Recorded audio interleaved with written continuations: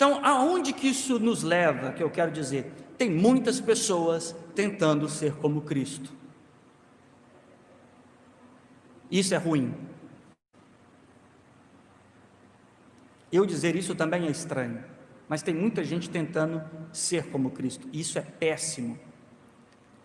Porque é o mesmo que uma criança que acabou de sentar num velotrol querer ser um piloto de avião.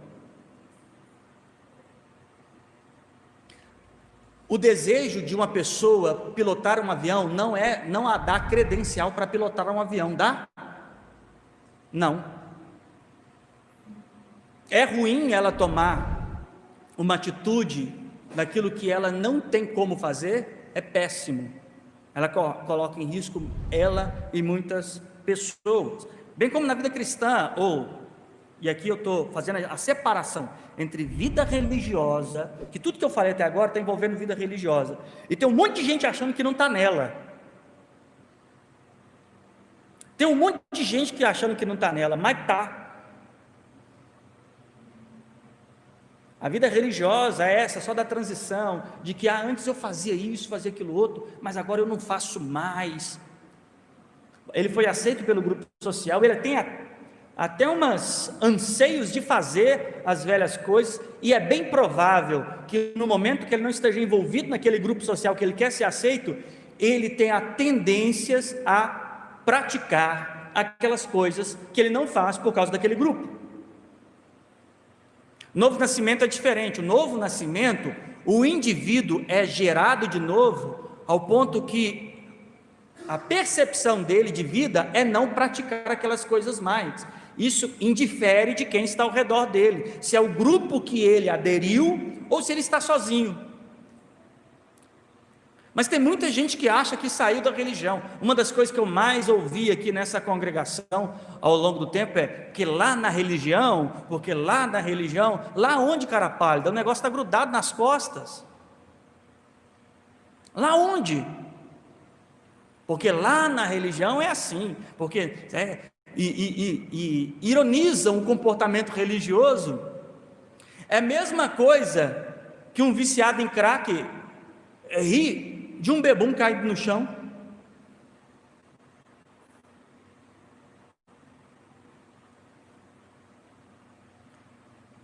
Então, pega comigo aí 1 Coríntios capítulo de número 11. 1 Coríntios capítulo 11, o verso de número 1, eu quero um grande coral, vou contar até 3, para sair lá no áudio que está lá, o pessoal lá em casa, nos assistindo agora, com Bíblia no colo, família reunida, tem irmãos que estão reunidos agora, acredito eu, espero eu, e que eles possam ouvir a sua voz. Vou contar até 3, 1 Coríntios 11, verso de número 1. 1, 2, 3.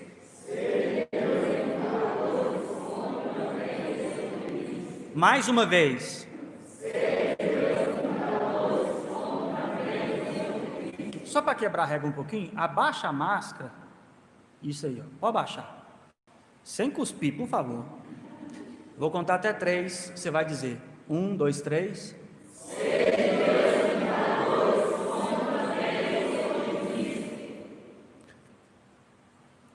O apóstolo Paulo, na carta de Coríntios, está dando introduções assim, bem pautadas, bem relevantes e bem significativas sobre, por exemplo, as pessoas terem preferências apostólicas, as pessoas construírem uma fé e uma vida cristã frágil em cima de alguma coisa que é estrutural, forte, que é o Evangelho.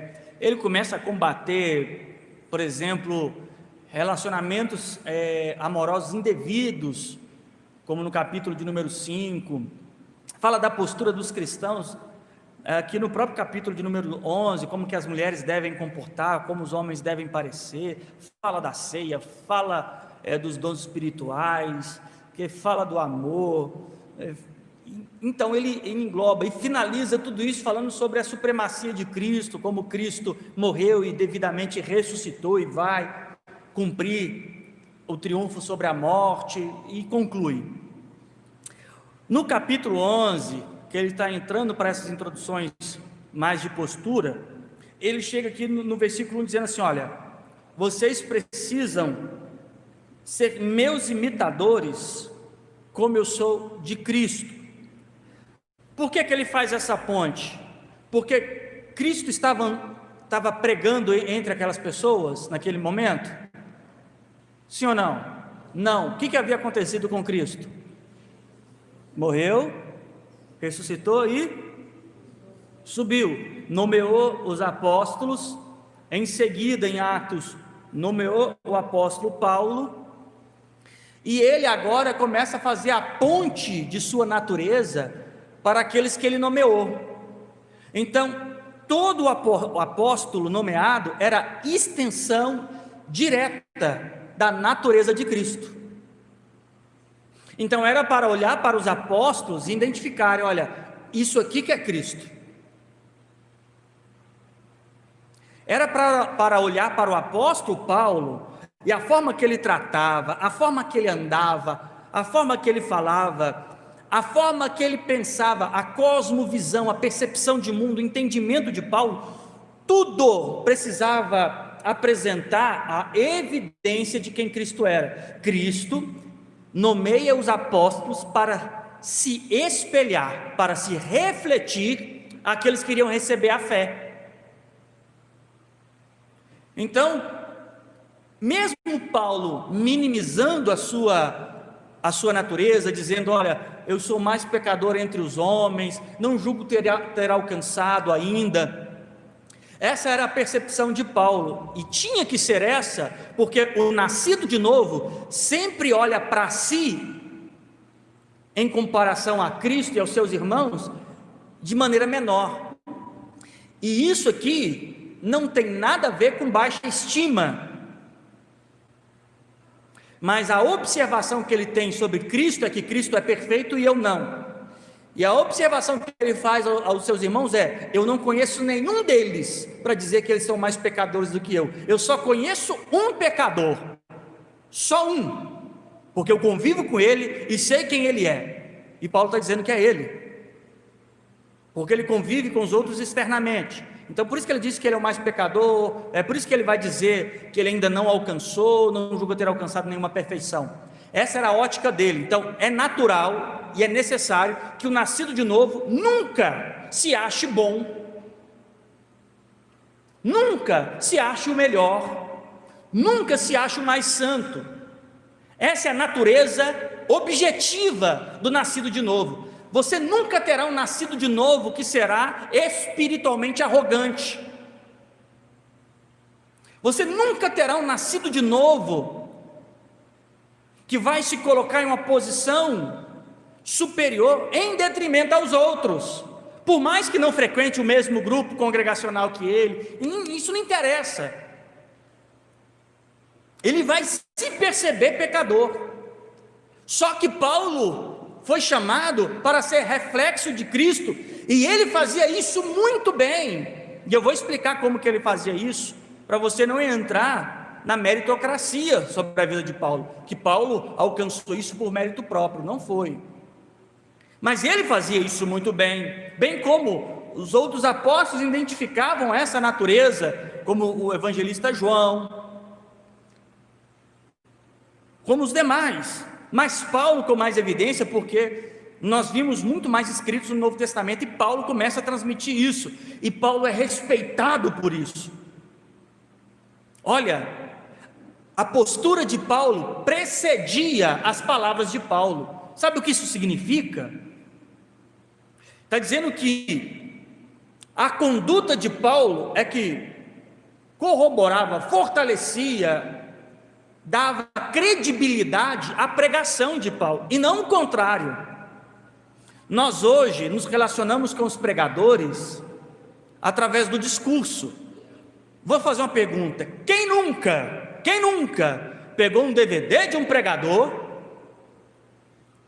ouviu aquela pregação, achou magnífica, e aquele se tornou o ídolo gospel, que queria pregar como? Porque nós aprendemos o percurso ao contrário, porque nós não temos relação com esse indivíduo. A pregação dele é muito interessante, gostei do que ele está falando, quero ser como ele, pregar como ele. As pessoas começam a imitar a voz, começam a imitar os jeitos. Eu já vi gente copiar até a própria pregação. Fala assim, poxa, mas isso aí foi o fulano que pregou. Até os trejeitos, o jeito de... até as línguas estranhas eram iguais. Mas a natureza, a postura de Paulo precedia a pregação dele. Tanto é que a aceitação de Paulo no grupo cristão foi difícil, porque quando Paulo chega, sabe quem ele era conhecido? Pelo perseguidor de cristão, não era assim? Teve um trabalho muito intenso dos irmãos que iam chegando perto de Paulo, chegando assim, para dar paz ao Senhor, para depois conviver e entender, e depois esta postura dele ficou notória, porque quando ele dava instrução, as pessoas reconheciam. Entendam bem, há 2000 anos atrás, na igreja primitiva, depois da ressurreição de Cristo, não havia instituição religiosa, não era a denominação de Paulo, como Paulo presidente, não tinha um quadro de Paulo dentro de um gabinete, e ele com a mão assim, ou não tinha uma placa da igreja dele, escrito assim, Ministério Apóstolo Paulo, porque são essas coisas que hoje fortalecem a titularidade religiosa das pessoas. Por que muitos homens religiosos são respeitados? Porque eles são presidentes de instituições, e como tais, eles são vistos como os donos. Paulo não, a igreja era a igreja livre, essa que nós tentamos e buscamos exercer aqui, era uma igreja livre, cuja a autoridade não era autoritarismo, a autoridade era reconhecida. A postura de Paulo gerava identidade aos irmãos, e eles reconheciam o seu apostolado, e com isso, o que ele falava tinha peso. É assim que funciona a autoridade. Deixa eu te falar, a autoridade não é autoritarismo. Autoritarismo é o seguinte: as pessoas simplesmente se impõem. Simplesmente se impõem, isso é autoritarismo. Tem marido que é autoritário, tem mulher que é autoritário, tem patrão que é autoritário, tem pastor que é autoritário, que ele diz assim, é eu que mando nessa bagaça. Se você for lá no estatuto, o nome de presidente é o meu, nem o de Jesus está lá, é o meu. E aí eles vão exercer o autoritarismo. Se você não fizer assim, eu vou te excluir. O autoritarismo, eles que dão ordem, eles fazem o próprio grupo. Não, vou fazer, já viu? Vou fazer um conselho de ética. Ele pega os 7 anões dele e faz o conselho de ética. É assim que funciona o autoritarismo. A autoridade não. Já viu? Quando agora a pandemia é muito normal você ver isso. Vai falar agora o epidemiologista, que é autoridade em pandemias. O que isso quer dizer? Que ele estudou, que ele pesquisou, que ele gerou informações e credibilidade a tal ponto dele ser visto pela sociedade científica como autoridade. Então a sociedade científica, ele chegou e falou assim, a partir de agora eu sou autoridade nesse negócio aqui. Foi assim? Ou as pessoas começaram a reconhecer o seu trabalho, o resultado do seu trabalho, identificaram que ele tem autoridade para falar. Não foi assim? Então a autoridade é uma construção de uma personalidade. O indivíduo reproduz aquela postura, aquele comportamento, porque nós somos ensinados a obedecer pastor, porque ele é pastor, não é assim? Não interessa quem ele é, o que ele faz, é pastor, é padre, foi lá, passou no Vaticano, beijou a mão do Papa, é pastor, esse aí, foi lá no Jordão, foi consagrado lá no Monte Sinai, eu não posso nada contra ele. Esse é o autoritarismo. A autoridade é um convívio em que a postura, a conduta, a posição, o pensamento, todas as coisas que aquele indivíduo ele fortalece princípios.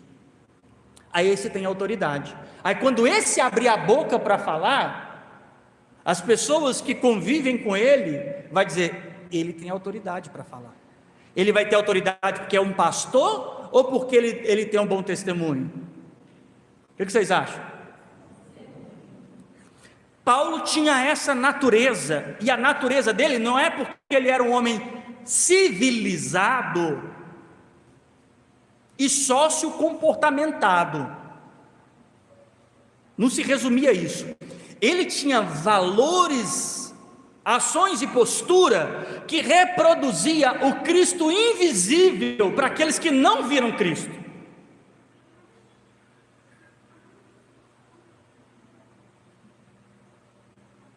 Eles olhavam para a postura do apóstolo Paulo e entendiam que este homem representava em postura, em comportamento, havia ali similaridade. Paulo não estava tentando deixar o cabelo que nem de Jesus, Paulo não estava tentando deixar a barba que nem de Jesus, Paulo não estava tentando puxar o sotaque de Jesus. Paulo agora tinha uma natureza em seu novo nascimento, em que as pessoas olhavam para Paulo, e a única coisa que observava é: olha, ele não é que nem os demais que estão ao nosso redor.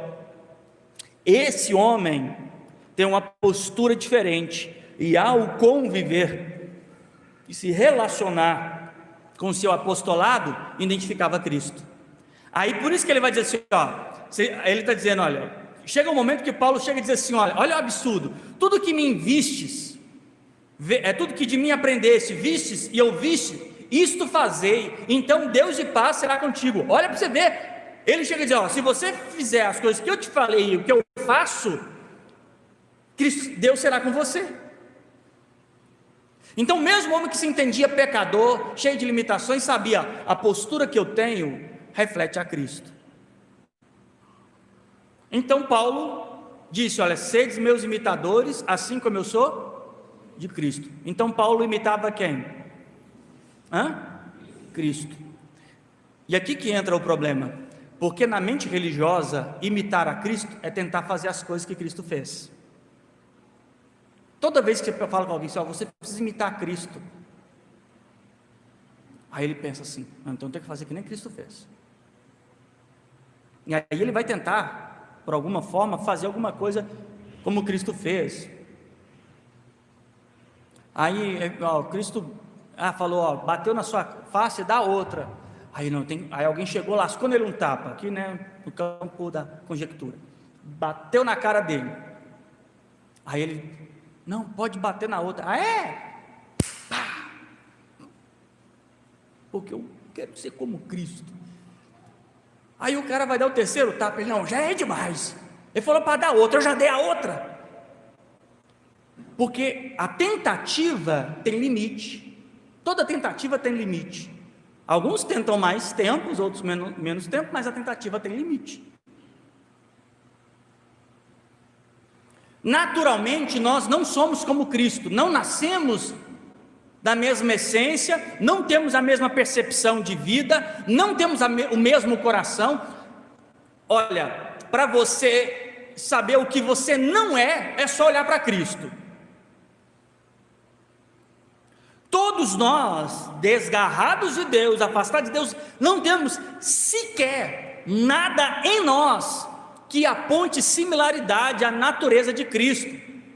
Então, se eu voltar àquilo que eu falei lá no princípio, o cara que estava lá no mundo pagão, né, que nós criamos a atmosfera pagã, e ele transitou para a atmosfera religiosa, e ele não foi regenerado, e ele foi tentar, pelas suas forças, ser como Cristo, ele é o próximo desviado, só que ele nem sabe que nem entrar ele não entrou.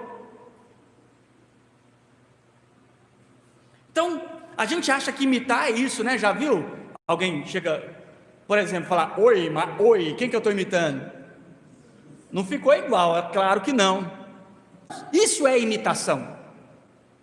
Imitação é uma tentativa, ou irônica, chula, ou aquém do real. E é essa percepção que a gente tem de imitação. E nós vamos tentar fazer igual, né? É que nem lá o mestre Miyagi ensinando Daniel San no Karate Kid, faz assim e ele tenta fazer igual, aí a gente acha que isso que é imitação. Porém, o termo objetivo para a imitação aqui seria reprodução, que vai muito além de alguém fazer os mesmos gestos ou tentar fazer a mesma coisa que alguém fez. A reprodução, ela vem como um reflexo. Já pegou o espelho? Quando você levanta a mão direita, para você vai estar como esquerda, mas evidentemente que está levantando a mão direita. Você passou a mão no cabelo, a imagem lá vai acontecer o quê? A mesma coisa, porque houve uma reprodução. Agora, por exemplo, eu estou falando para vocês e tem gente me assistindo. Enquanto eu falo, a minha imagem está sendo o quê? Reproduzida. De maneira rasa, eu posso dizer que a imagem está me imitando. A TV está me imitando. Mas, na verdade, o que está acontecendo é uma reprodução. E outra coisa que reprodução representa é quando alguma coisa está sendo produzido em série. Quando uma pessoa engravida e tem um bebê, ela reproduziu. Reproduziu o quê? Era um humano, gerou outro humano. Isso é reprodução. Então tem a reprodução de você espelhar e tem a reprodução de você gerar. E é sobre esse aspecto. O novo nascimento não é gestação, não é isso que Jesus fala para Nicodemos, aquele que não nascer de novo. Está vendo que ali que é uma reprodução. Então vamos ver, ele diz aqui, sedes meus imitadores, como eu sou de quem? De Cristo. Eu já trouxe isso aqui um dia para vocês, vou trazer isso de novo. Vai comigo no Evangelho de João, capítulo de número 1. João capítulo de número 1, verso de número 1. No princípio era o que? O verbo, logos, a palavra. No princípio era o verbo, ou a palavra. A palavra estava com quem? Com Deus. E a palavra é o que? Era Deus. Verso 14.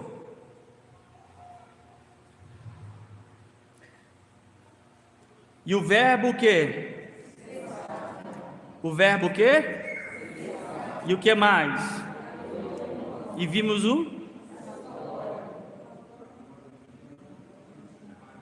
a glória como unigênito do Pai. O verbo se fez o quê? Então lá em João está dizendo que no princípio era a palavra estava com Deus e a palavra era Deus. Só que agora no verso 14 diz assim: o verbo, esta palavra se fez o quê? Carne. Esta palavra se fez carne.